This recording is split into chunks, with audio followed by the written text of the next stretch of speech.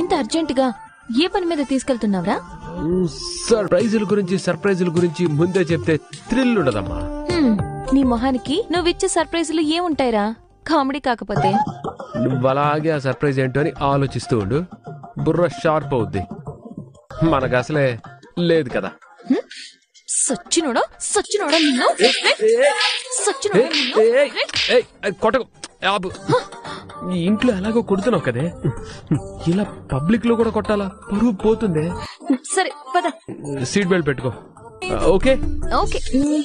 ఇంతకీ సర్ప్రైజ్ ఏంట్రా? Just wait, వెళ్ళిన తర్వాత నీకే అర్థం అవుతుంది. ఒరే బండి సచ్చినోడా, మాట్లాడితే 10 లక్షలు ఏమని బ్యాగ్ మెయిలింగ్ చేసి చంపుతున్నావు. ఈ రాయబారం ఎక్కడ నా మెడకి పాములా చుట్టుకుంటుందోనని నా పరిస్థితి అగ్ని పర్వతం మీద ఆసర వేసినట్టుగా ఉంది.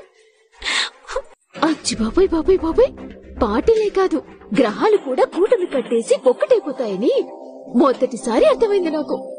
అబ్బబ్బబ్బబ్బబ్బబ్బబ్బ, ఏం జాతకం ఇది. ఇది రాశి ఫలమా కాదు, సీతాఫలం లెక్క మధురం.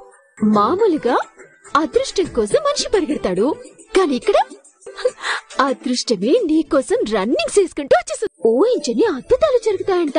ఆ అద్భుతాలు నీ జీవితాన్ని ఎక్కడికో తీసుకెళ్తాయంట.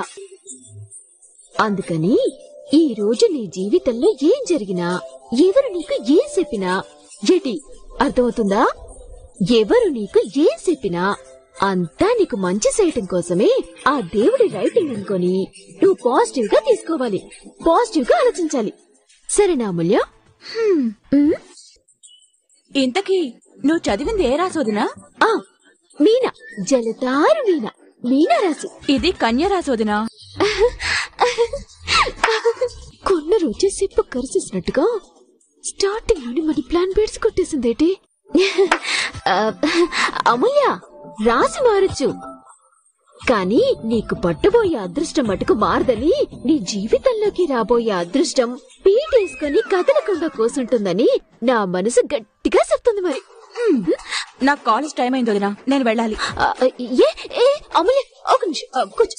అవును, ఆ డైనోసార్ విశ్వగాడు మళ్ళీ నీ అంటే ఏమైనా ఆడుతున్నాడా?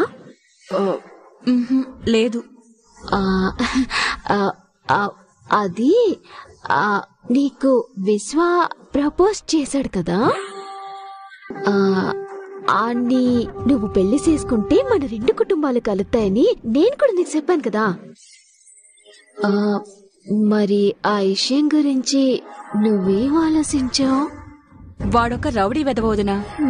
వాడు ప్రపోజ్ చేస్తే నేను ఆలోచించడం ఏంటి? Non sense. వాడు ఇంకొకసారి అలాంటి ఎక్స్ట్రాలు చేస్తే వాడికి మామూలుగా ఉండదు. బాబాయ్, అవునా? ఈసారి బండుని బండకేసి బాస్తావా? మరి అలాగైతే మొన్న వాడు నీకు ప్రపోజ్ చేసిన విషయాన్ని నువ్వు మీ నాన్నగారికి ఎందుకు చెప్పలేదు? నువ్వే కదా గొడవలు అవుతాయి చెప్పొద్దన్నావు. అంటే వాణ్ణి నువ్వు పెళ్లి చేసుకుంటే బాగుంటుందని కూడా చెప్పాను. అంటే నువ్వు మీ నాన్నకు చెప్పకుండా ఆగిపోయింది మొదటి విషయం గురించి ఆలోచించి కాదు, రెండో విషయం గురించి ఆలోచించి. చిచి, లేదొదినా, వాడి గురించి నా మనసులో అలాంటి ఆలోచనే లేదు. లేదు లేదు, ఉంది.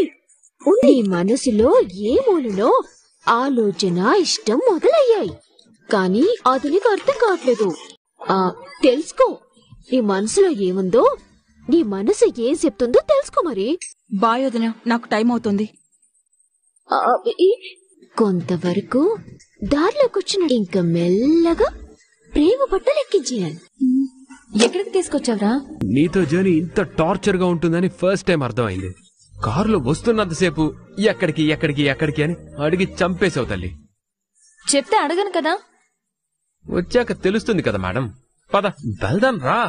రే, చెప్పుల షాప్ కిందకురా. కూరగాయలు కొనడానికి. ఏంట్రా వెటకారం చేస్తున్నావు?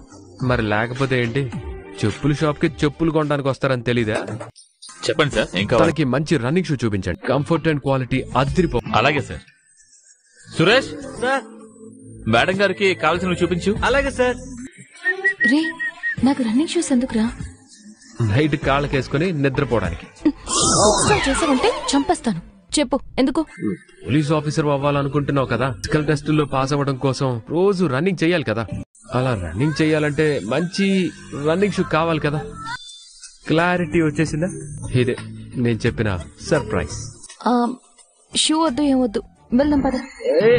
ఎందుకు? నీ కలని నీ కోసం, నీ సంతోషం కోసం. ఆ కలని మా నాన్న కోసమే కాదు, ఎవ్వరి కోసం చంపుకోవాలి. అది కాదురా. చూడు, బాధ్యత, జస్ట్ బాధ్యత అంతే. నువ్వు ఆ మాటని పట్టుకునే వేలాడతావు, ఆ మాట చుట్టే తిరుగుతావు. సరే కానివ్వు. మేడం, ఈ షూస్ ఒకసారి ట్రై చేయండి. సరే ఉండండి మేడం, నేను హెల్ప్ చేస్తాను. అయ్యయ్యో పర్వాలేదండి. పర్లేదు మేడం, ఇది మా part of profession, no problem. ఈ షూ కంఫర్టబుల్ గా లేవండి. సరే మేడం, వేరే ఇస్తాను. ఇవి చూడండి మేడం, వీటిని ట్రై చేయండి. వేరేవి చూపించండి. సరే కంఫర్టబుల్ గానే ఉంది. వేరే షూ. ఓకే మేడం, ఇవి చూడండి మేడం. బాగున్నాయి, చూపించండి. అలాగే మేడం. భయ్య ఒక్క నిమిషం ఇటువంటి. I will do it. అయ్యో మీకెందుకు సార్ శ్రమ, ఇది నా డ్యూటీ, నేను చేస్తాను సార్. వద్దులే భయ్య, నేను చూసుకుంటాను. మీరు మీ పని చూసుకోండి. సరే సార్. అతని డ్యూటీ అతను చేస్తున్నాడు. అతనికి ట్రబుల్ ఇవ్వడం ఎందుకులే అని. ఓహో, అతను నా పాదం పట్టుకుంటే తట్టుకోలేకపోయాం. చాలా పొసెసివ్ గా ఫీల్ అయ్యా. ఏంటి మ్యాటర్? ఏం మాట్లాడుతున్నావు నువ్వు? పొసెసివ్ ఏంటి పొసెసివ్? అయినా నీ విషయంలో నేనెందుకు పొసెసివ్ గా ఫీల్ అవుతాను?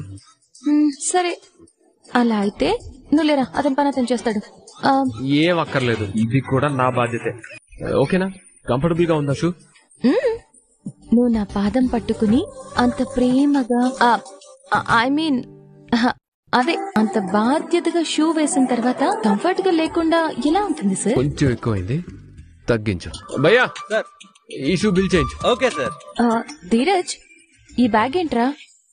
అర్రే, ఇందాక ఒక పెద్ద ఆయన కార్ దిగుతూ మర్చిపోయినట్టున్నారు. పాపం టెన్షన్ పడుతూ ఉండుంటారేమో. అడ్రస్ తెలుసా? తెలుసు. సరే అయితే నువ్వు తీసుకెళ్ళి ఇచ్చి నేను ఆటోలో వెళ్తానులే. లేదు, నేను డ్రాప్ చేశాకే నేను వెళ్తాను. నువ్వే చెప్పావు కదరా పాప ఆ పెద్ద ఆయన టెన్షన్ పడుతూ ఉన్నారని. ముందు తీసుకెళ్ళి ఇచ్చేసిరా. సరే, నువ్వు జాగ్రత్త. థ్యాంక్స్ ఫర్ యువర్ బాధ్యత. మీ ఆడాళ్ళు అందంగా ఉండడం మాత్రమే కాదు, టార్చర్ ని కూడా చాలా అందంగా పెడతారులే. సరే జాగ్రత్త. బాయ్. బాయ్. అమూల్య ఒక్క నిమిషం. అమూల్య, నీతో మాట్లాడాలి. ఏం మాట్లాడతావురా? నాతో నువ్వేం మాట్లాడాలి? ఎవట్రా నువ్వు నాతో మాట్లాడడానికి? నా వెంట పడద్దు, నాతో మాట్లాడొద్దని చెప్పినా కూడా అర్థం కదా. అనవసరంగా తన్నులు తింటావులే అని మొన్న నీ గురించి చెప్పకుండా వదిలేశాను. నువ్విలాగే పిచ్చి పిచ్చి వేషాలు వేసావనుకో, ఖచ్చితంగా మా ఇంట్లో చెప్తాను. అప్పుడు నీ పరిస్థితి ఎలా ఉంటుందో ఊహించుకో. పర్లేదు అమూల్య, చెప్పే. మీ వాళ్ళు నన్ను చంపేసినా పర్వాలేదు, కనీసం నేను పోయిన తర్వాత అయినా నేను నా ప్రేమ నిజమని నువ్వు నమ్ము. అది చాలు నాకు. అమూల్య, నువ్వు నన్ను ద్వేషించడానికి 1,00,000 కారణాలుండొచ్చు, కానీ నేను నిన్ను ప్రేమించడానికి ఒకే ఒక్క కారణం. అమూల్య, ఒకప్పుడు మీ కుటుంబం అంటే నాకు కోపం ఉన్న మాట నిజమే. మీ కుటుంబం మీద పగ తీర్చుకోవాలని చూసిన మాట కూడా నిజమే.